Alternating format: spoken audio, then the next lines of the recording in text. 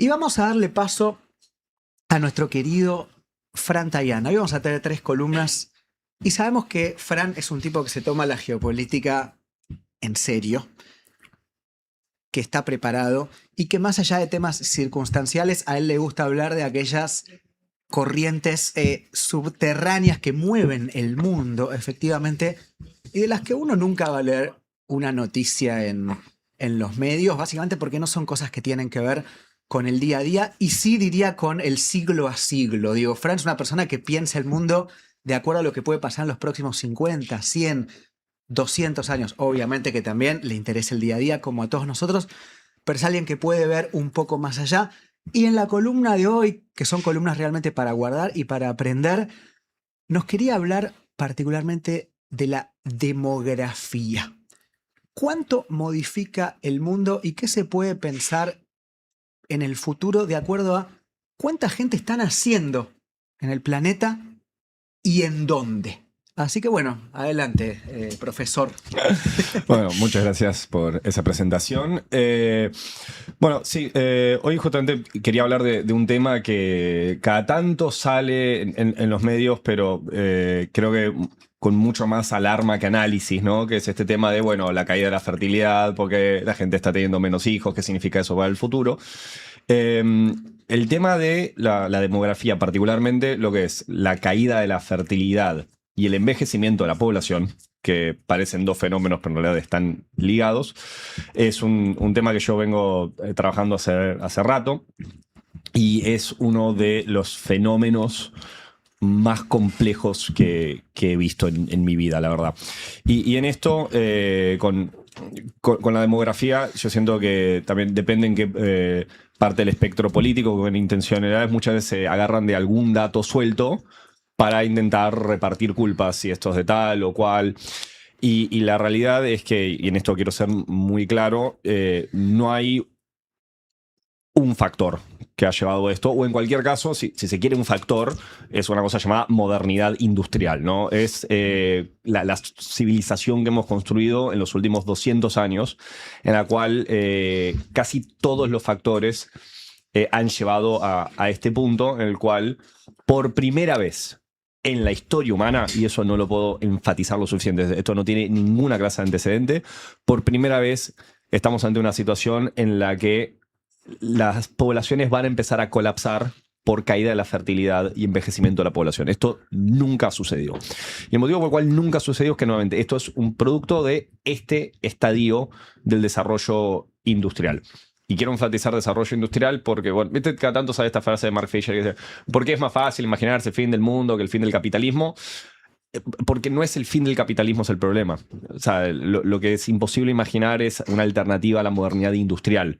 Porque han habido modernidades alternativas, ¿no? Hemos tenido el socialismo soviético, hemos tenido el fascismo, han habido modelos alternativos, pero dentro de un mismo esquema que es la industria, ¿no? Ese punto de no retorno que tuvimos hace 200 años. Entonces, salvo Camboya, quizás. Otro día con Borda hablaremos de Camboya y bueno, en fin. Ahora, ¿por qué la gente dejó de tener hijos? Bueno, en los últimos 200 años hemos visto varias cosas, ¿no? La primera es la industria llevó a una explosión de la productividad humana, llevó a muchísima urbanización. El año 2007, de hecho, es la primera vez en la historia que la población urbana superó a la población rural. Eso es un cambio de paradigma enorme porque en general siempre el mundo rural ha sido el gran aportante de personas. Por varios motivos, entre ellos la gente en general en el campo tiene más metros cuadrados por habitante y por miembro de la familia. Tradicionalmente en la producción agrícola los miembros de la familia son parte de la unidad productiva y aún chicos muy jóvenes tradicionalmente siempre han trabajado en el campo. La gente cuando se muda a las ciudades pasa a tener menos metros cuadrados. Los niños en un ambiente urbano no son un asset económico, son un gasto y en algunos casos un activo para quienes no manejamos bien el inglés. Claro, digamos, son un gasto, en algunos casos un lujo. En los últimos 100 años también lo que hemos visto es, si bien la productividad ha aumentado bastante, en muchos casos, sobre todo en los últimos 50 años, los sueldos han quedado bastante planchados. Eso en parte por la competencia ya a nivel mundial de una economía cada vez más globalizada, el crecimiento de la desigualdad, las distintas distorsiones que hemos visto del capitalismo en las últimas décadas. También un paso en el cual se ha dejado atrás el modelo de vida familiar tradicional, ¿no? En el cual los hombres tradicionalmente se habían integrado antes al salario, al trabajo formal asalariado, y las mujeres se dedicaban a los trabajos domésticos, y ese reparto de tareas cambió radicalmente en los últimos 50 años en la mayoría del mundo. Todavía quedan algunas excepciones, pero en la vasta mayoría del mundo eso cambió. Eso también aumentó la oferta de mano de obra, lo cual también hizo que los salarios bajen en promedio, lo cual también hace que, viste, de repente surgen todas estas reacciones de las trad wives, esta moda que se ve en TikTok en Estados Unidos de las esposas tradicionales. Fuera de la cosa performativa, estética o ideológica de esa propuesta, hay una realidad que es que no hay una vuelta atrás a eso. O sea, no es viable desde el punto de vista de la economía, porque esa integración masiva de las mujeres al trabajo formal asalariado ya se produjo y no va a haber una vuelta atrás de eso. También en todo este tema de la demografía es muy interesante cómo casi todos lo que consideramos logros de gestión a nivel social de los últimos 50 o 100 años, todos conspiran en contra de que la gente tenga más hijos. Por ejemplo, la educación. El mayor acceso a la educación te hace caer la tasa de natalidad, casi automáticamente. Y de hecho, cuanto más se ha prolongado la educación formal, ¿no? Pensemos hace 200 años, una persona que supiese leer ya era bastante, y después empezamos con la escuela primaria, la escuela secundaria, y licenciaturas, y maestrías, y doctorados. Eso a un sector grande de la población, digamos, en general le ha pateado mucho la edad reproductiva para adelante. Hay una cosa de sentido común, pero que vale la pena detallar. Cuanto más tarde la gente empieza a tener hijos, menos hijos tiene. Sí, claro. Otro de los motivos por los cuales la gente ha pasado a tener muchos menos hijos, también logros de gestión, es la baja de la mortalidad infantil. Entonces, antes también la gente tenía que tener muchos hijos porque la mayoría de tus hijos se morían. Y nada, las sociedades preindustriales, digamos, tenían una relación muy distinta con la muerte. Bueno, viste, cada tanto surge este dato de la gente en la Edad Media o en el Antiguo Egipto tiene una expectativa de vida de 30 años. O sea, eso es matemáticamente cierto, pero es bastante engañoso, digamos. Nosotros no seríamos considerados ancianos en la Edad de Bronce. Simplemente, como la mitad de tu población se te moría al año y la otra mitad más o menos a los 60, Claro. en promedio te da eso. Pero, digo, si sobrevivías a los primeros años, en general tus chances de vivir hasta los 50, 60 años, o sea, hasta la primera enfermedad grave, eran más o menos razonable. Hay una cosa acá que es... Pero está bueno que aclares eso, porque por lo general esas interpretaciones nos llevan a conclusiones erradas. Entonces, me ha pasado de leer textos sobre el Antiguo Egipto con este promedio de edad entre 30 y 35 años, o incluso también de la Edad Media Europea. Entonces uno pensaba que ya uno se jubilaba a los 30, ¿no? O de repente ya estaba... Y no es así, es simplemente un promedio etario estadístico. Claro, a lo cual también se agrega... Que incluís a los que mueren en contexto de nacimiento y... Sí, también el mundo donde, bueno, las muertes por parto eran mucho más comunes, las muertes por guerra eran mucho más comunes. O sea, tenías también otros factores, pero nuevamente, Jesús de Nazaret, al ser crucificado, nadie dice, bueno, este anciano de 33 años que... No, o sea, era... Era un adulto, no... Anciano era Sócrates cuando tomó la cicuta. Claro. No Jesús cuando fue crucificado. Claro, bien. Pero es un tema no menor, porque parece que no, pero al día de hoy, digamos, tiene que ver cómo nosotros interpretamos el pasado y los imaginarios de cómo era vivir hace 1000, 2000 años. Claro, no, ya sé, 200. 200, claro. O sea, tampoco hay que irnos tan atrás. Bueno, de hecho hay un concepto en demografía llamado la tasa de reemplazo, que se mide en niños por mujer. ¿Cuántos niños por mujer necesitas que nazcan para que la población se mantenga estable? Hoy por hoy, en un país con medicina avanzada, estamos hablando de 2.1 niños por mujer.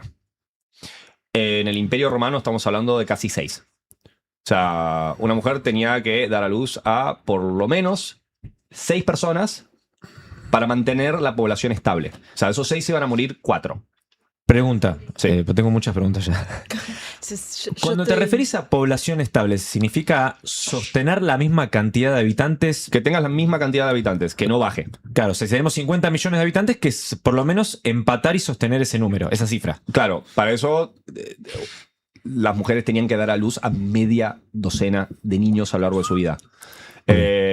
Con todo lo que involucraba, y nuevamente, las muertes por parto eran muy comunes. Digamos, estamos hablando de sociedades que tienen otra relación con el cuerpo, la vida, el dolor, la muerte. O sea, es realmente una visión muy distinta de mundo. Tengo otra pregunta que apunta más que nada al futuro, digamos, ¿no? Uno, bueno, puede desgranar las causas por las cuales efectivamente gran parte de la humanidad está teniendo menos hijos que antes o no está teniendo hijos. ¿Qué implica eso para el futuro? Pensando en que, como vos dijiste, hemos tenido diferentes tipos de organización económica en el mundo en los últimos siglos, pero todas basadas en la premisa de que había gente que nacía y reemplazaba a los anteriores. ¿Qué sucede una vez que eso de repente pasa a estar en duda? Y esa es la gran pregunta. Y si alguien te dice que sabe la respuesta, te está mintiendo. Porque esto nuevamente no tiene ningún antecedente en la historia humana, entonces simplemente no sabemos. Y el problema es que los modelos económicos y en general la planificación de la sociedad y la proyección de poder y de desarrollo están muy basados en el presupuesto de que la población va a seguir aumentando. En eso, bueno, está la célebre frase de Joseph Stalin: la cantidad es una cualidad en sí misma. Y durante mucho tiempo se pensó la producción y la economía desde ese lugar también. Ahora, en este momento, no solo nos está pasando que la gente ha pasado a tener muchos menos hijos, y a esto se le agregan mejoras en la accesibilidad y eficacia de los anticonceptivos, transformaciones culturales respecto al lugar de la familia, la pareja, transformaciones en la sociabilidad, transformaciones en el concepto mismo de lo que significa el matrimonio, digamos. Antes, hace 100 años en Occidente, era un sacramento, hoy es un contrato legal.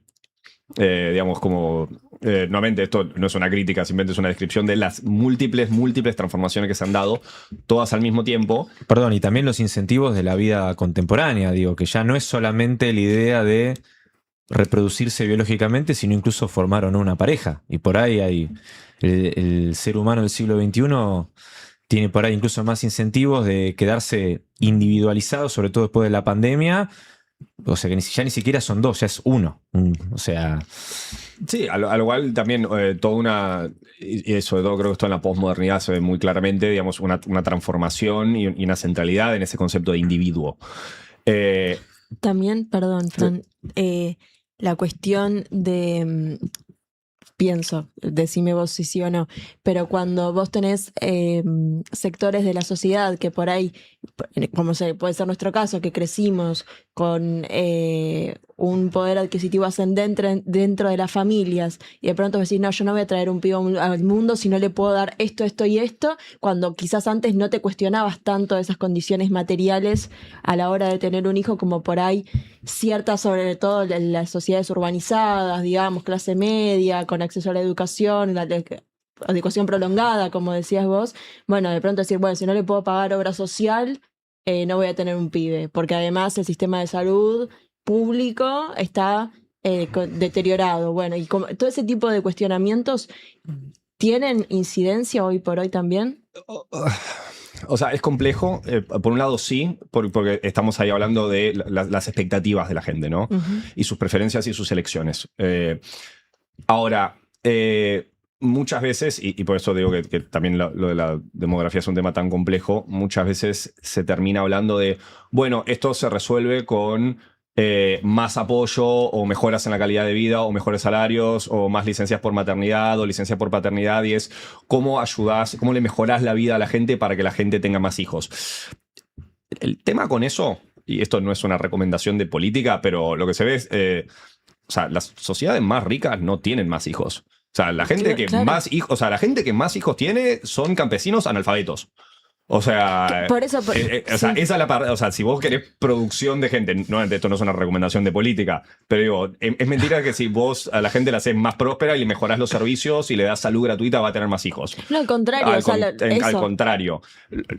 Nada, nuevamente, no sé qué hacer con esto, no tengo una respuesta a esto, pero esto es un no es que dato tu que se ve- consigna es alpargatas sí, libros no, para Claro. reproducirnos a mansalva, Claro, ¿no? prohíban el alfabeto, a ver si de repente. A ver si pasa. Si la gente no sabe leer la caja del preservativo, probablemente no. No, esa no es mi recomendación. Pero, y acá está, pero en el medio de todo esto, y acá sí es donde todo esto se pone, la parte más compleja de todo esto, es que nuevamente acá hay dos factores, que es caída de la fertilidad y envejecimiento de la población, y también ahí es donde todo esto se pone, ya entramos en terrenos Truculentos. truculentos, que esas dos cosas están relacionadas, porque nuevamente el envejecimiento de población, que es fruto de grandes logros de la humanidad, avances científicos, médicos, de planificación, de la generación de un estado de bienestar, ha llevado a que la gente viva vidas mucho más largas, mucho más sanas. Ahora, ¿cuál es la contracara a esto? Y como he repetido muchas veces en este programa, yo soy partidario de la filosofía de que en la vida las cosas son buenas y malas, y suelen ser buenas y malas por los mismos motivos, y por eso la vida es difícil. Muy resumidamente, muy simplificadamente, a ver, la gente que trabaja es la gente que en una sociedad mantiene con su trabajo a la gente que no trabaja. Claro.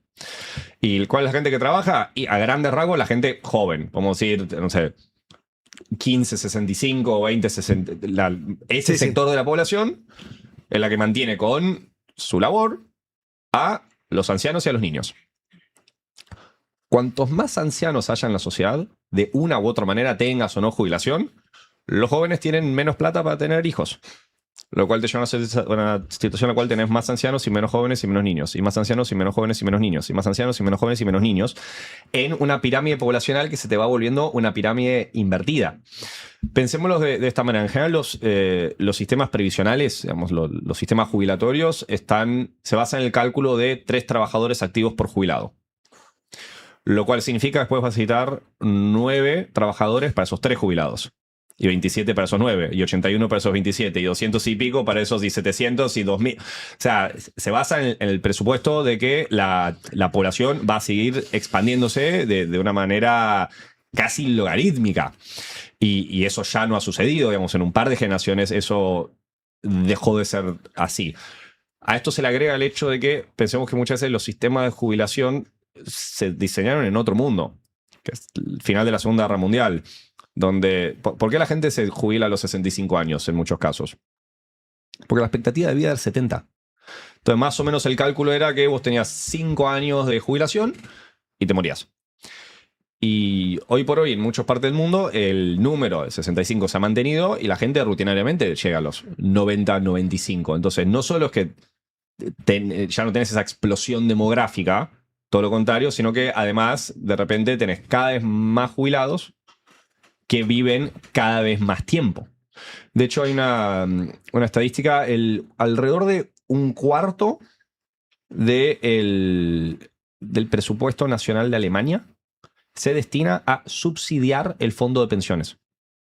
En una población muy avejentada, en la cual no hay mucha vuelta atrás de esto, porque además, esto va a sonar como una obviedad, pero vale la pena repetirlo, vos tardás 20 años en producir un veinteañero. Claro. Claro. O sea, la gente que hoy no tenés, ya está, no la tenés. No.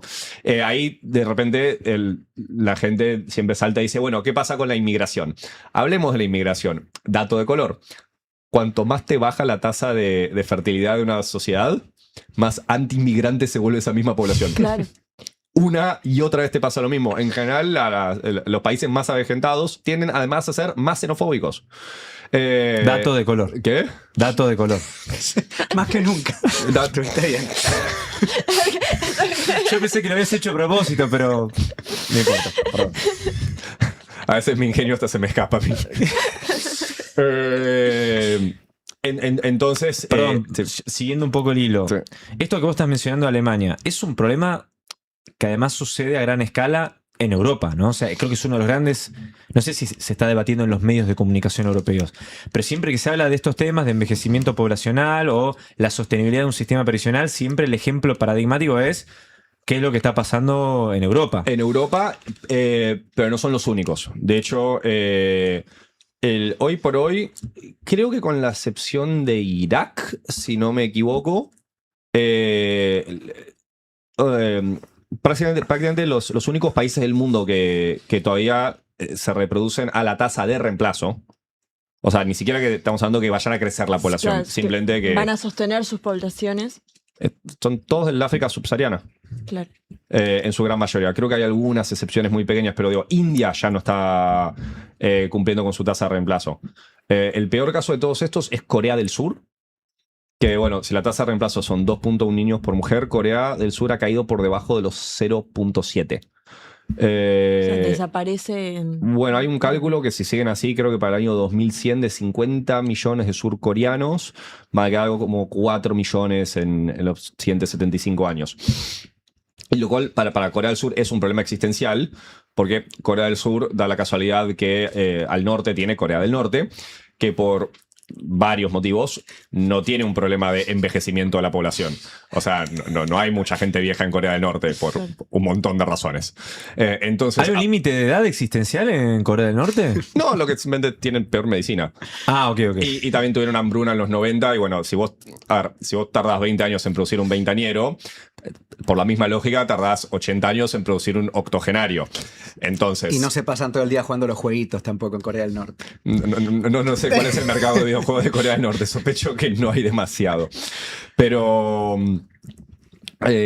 acá rápidamente, o sea, la humanidad se va a enfrentar a algo que no tienen claro cómo sigue, porque además, nuevamente acá hay un tema que es, decíamos lo de los inmigrantes. Bueno, también si vos no haces una política, o sea, el momento para hacer grandes políticas con la demografía o traer inmigración masiva era hace 25 años, no ahora. Y el problema es que también es un problema muy difícil de resolver desde la política, sobre todo en sistemas democráticos, porque en una democracia los políticos básicamente lo que se dedican es a intentar ganar elecciones. Y nadie probablemente tome decisiones muy impopulares hoy por algo que puede llegar a ser un problema en 20, 30 años. O sea, ningún político en el 98 iba a proponer propuestas radicales para lidiar con el tema de la demografía, porque si no, a lo mejor la macroeconomía se nos complica en el 2035. No. Y además, nuevamente, cuanto más se envejece esa población, ese sector de la población es la parte más importante de los votantes. Entonces, por ejemplo, esto lo decíamos de Alemania.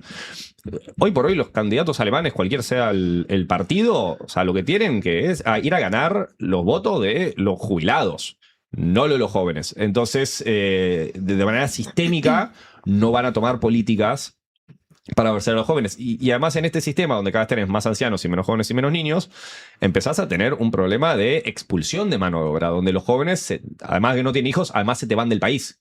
Entonces, todo esto se te acelera. En el caso de Japón, fue tremendo. Ya entre el 2024 y el 2025 perdieron 1 millón de personas. Tuviste 1 millón más de muertos que de nacimientos. Verdad, que no es que se murieron, sino que se fueron del país. ¿Qué? No. No, O sea, tuviste fallecieron. 1 millón más de muertes que de nacimientos. Ah, tremendo. En el país que es el país proporcionalmente más endeudado del mundo en relación a su PBI. La deuda japonesa es como 260% de su PBI. O sea, el futuro de Japón está en juego. Es lúgubre. No solo, o sea, acá digo, Japón, Corea del Sur, Rusia, Ucrania, Europa, Estados Unidos también está empezando a desacelerar. Bueno, con las políticas de Trump, que encima están acelerando todo eso, expulsando sistemáticamente inmigrantes. China tiene un gran problema de envejecimiento de la población, pero por varias particularidades de China, digamos, es un sistema en el cual el Estado tiene la potestad y la capacidad de llevar adelante política pública de otra manera que lo puede hacer la República Italiana, por decir algo. Entonces, ahora el gran interrogante es qué va a pasar en los siguientes años, en los siguientes 10, 15 años, porque vamos a tener la generación de los baby boomers, digamos, los más o menos nacidos en los 50, que da la casualidad que es la generación más numerosa y más próspera en la historia humana. Se van a todos terminar de jubilar y en los siguientes 20, 30 años se van a empezar a morir. Entonces, vamos a ver países en los cuales la población va a empezar a colapsar en un modelo económico que presupone el crecimiento poblacional. Entonces, por primera, o sea, la humanidad va a tener que dar respuestas en tiempo real a un fenómeno que no tiene ninguna clase de antecedentes, que no está claro dónde termina. Pues también es el problema de una pirámide invertida. Después de que se te murió la mitad de la población, la forma de la pirámide sigue siendo la misma. Entonces no está claro a dónde termina esta espiral. Hay mucha gente que pone sus esperanzas en la automatización y en la inteligencia artificial, pero nada, o sea, nada promete que eso se desarrolle lo suficientemente rápido y se implemente de manera suficientemente masiva para salvar estas economías que van a empezar a enfrentar un problema muy serio en la siguiente década de manera sostenida. Fran, ahí cuando se plantean como, bueno, discusiones al respecto de qué hacer para enfrentarlo, se pone en juego, por ejemplo, y se pone sobre la mesa la cuestión de el embarazo adolescente, ¿no? Que también fue un logro de gestiones de gobierno, de que las pibas y que sobre todo niñas dejen de ser madres. También la cuestión de los embarazos no deseados, vinculados a un montón de cuestiones, sobre todo también, bueno, de machismo y de muy largo, pero cuestiones estructurales, culturales. Y también esta cuestión de, bueno, como decía, no me acuerdo, ¿quién fue? Christine Lagarde, lo de los viejos viven demasiado, que fue que dijo. Mondino, ¿no lo dijo en la mesa de Mirta Legrand? Sí, no, pero con su sensibilidad tradicional. Sí, pero habla de una escala más global, ¿no? Que la directora del FMI diga, bueno, la gente vive demasiado.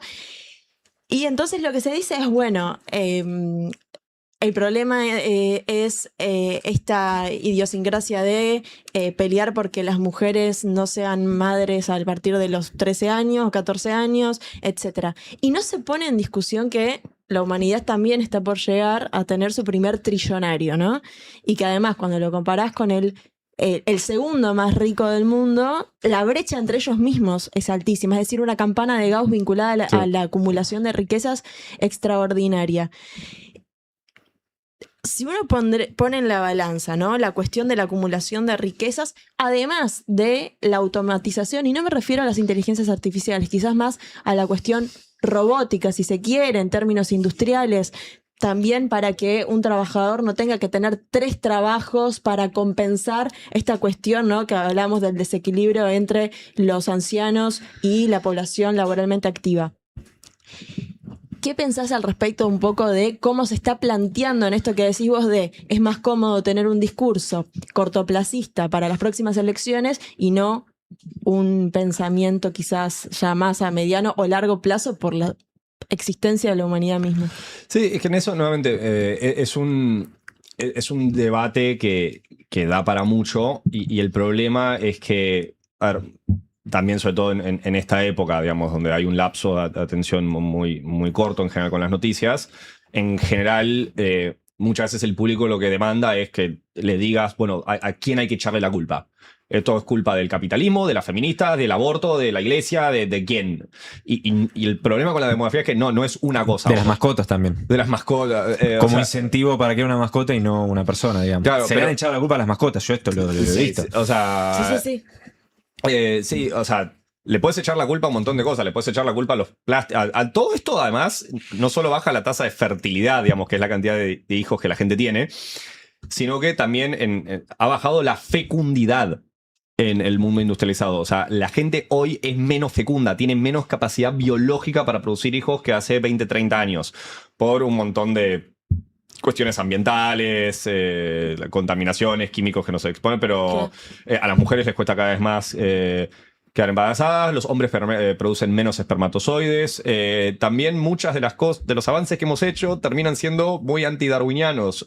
Por ejemplo, un problema a la larga es la fertilidad asistida, porque si vos a través de la medicina ayudás a gente que no podría tener hijos a tener hijos, en general esa gente produce gente que a su vez también es menos fecunda, entonces estás produciendo más gente que le cuesta más producir hijos. Entonces, o sea, nuevamente, no es un factor, acá no hay una culpa, acá hay una cosa llamada modernidad industrial, que nuevamente vos decías de mi tendencia a los largos plazos, y lo siento, pero no puedo evitar ser quien soy, y soy un historiador. Todo este gran experimento de la revolución industrial hacia acá, digamos, en términos históricos, son son las últimas 4 horas. Todo esto es muy nuevo, todo esto está pasando por primera vez y recién ahora estamos entendiendo o viendo cuáles son algunos de los efectos de ese desarrollo industrial. Y todavía como humanidad estamos intentando encontrarle la vuelta a qué hacer con todo este desarrollo de la tecnología que continúa escapándose de nuestras manos. Lo vemos con todo lo debate de la inteligencia artificial. Y con eso, bueno, ¿qué es lo que se puede hacer? No mucho. Porque el tema con la demografía es que esto no es un problema que se viene. Esto ya sucedió. Claro. O sea, Japón, Corea del Sur, Alemania, esto ya sucedió hace 30 años. Solo que ahora vamos a tener que pagarle a cuenta. Ahora se prendieron las alertas aparte, o sea, como un poquito tarde Claro, pero, o sea, está la alarma. pero la gente sabía de esto. O sea, habían demógrafos en el año 2002 que decían tipo, che, esto va a ser un problema en Claro. 30 años. Y dijimos tipo, bueno, lo vemos en 30 años, ok. Han pasado 30 años. A todo esto, para terminar en una nota optimista, si bien muchas veces se dice, bueno, que lo que ha caído la natalidad en Argentina y todo eso es cierto, yo, que soy un hombre vaso medio lleno, en medio de todas mis predicciones catastróficas acerca del futuro de la humanidad, debo decirle que Argentina sigue siendo relativamente joven, con lo cual Argentina tiene un changüí de un par de décadas, mientras otras economías más avanzadas van a empezar a colapsar mucho antes. Y en eso, o sea, para mí el año 2050 va a ser mucho más benévolo con Argentina que con España, Alemania, Japón o Italia. Y en ese mundo, que va a ser un mundo además geopolíticamente mucho más complejo, Argentina, y esto lo digo no irónicamente, si vamos a un punto de vista estructural existencial, es de los países más estables del mundo. O sea, este país está construido sobre pilares fundamentalmente sólidos y en un mundo en el cual la competencia por la mano de obra va a empezar a ser mucho más exacerbada, el hecho que nosotros hayamos construido un nacionalismo cívico, es decir, o sea, la nacionalidad argentina no son lazos de sangre, es El argentino nace donde quiere. Claro. nace donde quiere, es un marco cultural valorativo. Claro. Abierto y potencialmente universal. O sea, y esa identidad, y viendo todas las experiencias que hemos tenido con inmigración a lo largo de nuestra historia, nos da unos resortes interesantes para enfrentar eso en la segunda mitad del siglo XXI que otros países construidos sobre un nacionalismo étnico simplemente no pueden dar esas respuestas. Fran, son 11:05, nos quedan 2 columnas más. Bueno, a procrear, gente, básicamente. Después del régimen. Después del régimen, a procrear. No, bueno, pero efectivamente es interesante mínimamente poder escuchar de cerca y ver estos problemas que nos sobrepasan, obviamente, más allá del chiste y que tienen que ver con un estado de las cosas al cual habrá que enfrentarse o perecer en el intento, ya sea con la esperanza de muchos, robótica, inteligencia artificial, o con inmigración de otros lugares, o como sea, pero como efectivamente dijiste vos, en los miles y millones de años de humanidad, desde los primeros seres antropomorfos hasta hoy, nunca había pasado lo que está pasando hoy. Y no tenemos un antecedente para decir esto salió bien antes, esto salió mal. Es básicamente resolver el problema sobre la marcha. No hay prueba y error. Así que bueno, habrá que resolverlo. ¿Qué decir? Voy a pasar la página. Sé que es difícil después de hablar de estos temas tan potentes y tan importantes, con algo que tiene que ver con nuestra supervivencia, pero nuestra supervivencia mucho más en el corto plazo. Y estoy hablando de hoy mismo. Y no tanto con el correr de los hilos, que tiene que ver con la cuestión de cómo se financia el régimen. Ustedes saben que, como dijimos al inicio del programa, con Fran fuimos hace apenas unos días a China y trajimos desde allí un montón de regalos que yo mostré en el programa hace poco que son regalos que tienen que ver con afiches históricos de la China maoísta, de la revolución cultural, de la China en los años 70, 80, 90 incluso, esos afiches de propaganda política, ¿no? Que se ven tan lindos enmarcados y que no se consiguen en ningún otro lugar que sea China. Y además sumado a varios regalos que trajimos de allá, incluido té, por ejemplo, y cositas de ese estilo. Los vamos a estar rifando. El valor de la rifa, si no me equivoco, es 5.000 pesos. A la donación que muchos de ustedes hacen, y agradecemos enormemente al programa, cada 5.000 pesos donados van a tener un número, y a la manera antigua vamos a sortearlos en vivo en el próximo programa para que todos los que ven el programa en diferido y durante la semana entren también en el sorteo. Vamos a mostrar además los afiches en redes, en nuestras redes sociales. Ahí está el régimen_oc en Instagram. Miren esos afiches para que entiendan lo que estamos sorteando. 3 ganadores, estéticamente la verdad que son muy lindos y son traídos desde otro lugar, no es algo que fuimos a comprar ahí a una librería en el barrio. Y lo poético es que lo vamos a sortear en vivo el sábado que viene, 4 de julio, los afiches de Independence China. Day. ¿Eh? Independence Day. Claro, a eso me refiero. Ni La guionado. independencia del primer país americano de la historia. Ni guionado nos hubiese salido mejor, pero es importante también que el valor de la rifa es de 5.000, pero a los 20.000 tienen 5 chances. Y lo vamos a hacer a la vieja escuela, imprimiendo nombres, número de comprobante. Vamos a sacar papelito y los 3 ganadores después nos vamos a poner en contacto para poder, entregarles su afiche con un regalito sorpresa. Así que todos los que quieran donar, además de ayudarnos a seguir este programa, van a participar de la rifa con regalos traídos exclusivamente desde China. Por ejemplo, acabo de ver el teléfono, que yo no lo miro durante el programa, y vi que entró una donación de Rodrigo Ezequiel Ramírez de 20.000 pesos. Es decir, ya tiene 5 números que estarán participando por sus afiches. Son 11:08 de la mañana, 11:09.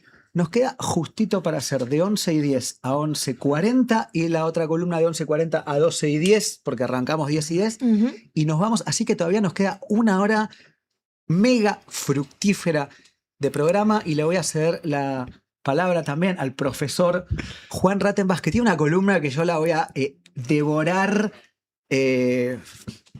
con muchas ganas y entusiasmo realmente. Perdón, y antes del comienzo veo que tenemos a parte de nuestro plantel en el chat, así que aprovecho este momentito para mandarle un beso a Chena, a María Laura Civale, que están ahí chateando. Acá Chena ya dice si puede sacar él uno de los papelitos. También besos a Pablo Borda, a Kevin Bryan, que no están hoy con nosotros, pero que forman parte de este equipo y no los hemos saludado todavía. A Pablo Borda lo saludamos por las dudas, digamos, ¿no? Porque debe estar amaneciendo, ¿no? Amaneciendo con Pablo Borda, se tiene que llamar este programa. Se cayó de la cama, porque si no... Mientras habla Juan, y ya que estamos con integrantes del programa, que vaya entrando Pablo, que la siguiente columna, y de paso para que participe también, tiene que ver con el fútbol y con el mundial, que son las columnas que venimos haciendo desde que empezó la competencia. Así que dale nomás, bueno, Juan. Yo voy a estar perfecto. muy atento. ¿Cómo estás, Pablo? Querido. No lo saludaste a Juan. Querida, porque la cámara estaba ahí y yo... ¿Qué haces? ¿Todo bien?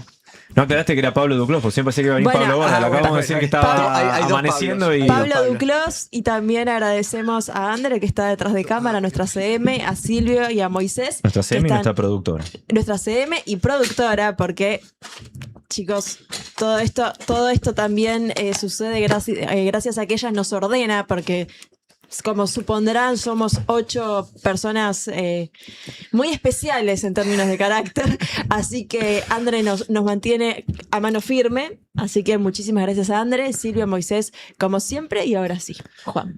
Bueno, primero quería hacer un comentario de la columna anterior. Yo creo que es un tema muy interesante la cuestión de la demografía, por lo tanto, Fran, supongo que lo vamos a continuar en otros programas porque el chat estaba muy entusiasmado. Eso como primera consigna. Segundo, si el sábado que viene es 4 de julio, alguna columna va a tener que haber de Estados Unidos el fin de que viene, así que se lo encomendamos a quienes vengan al programa el sábado.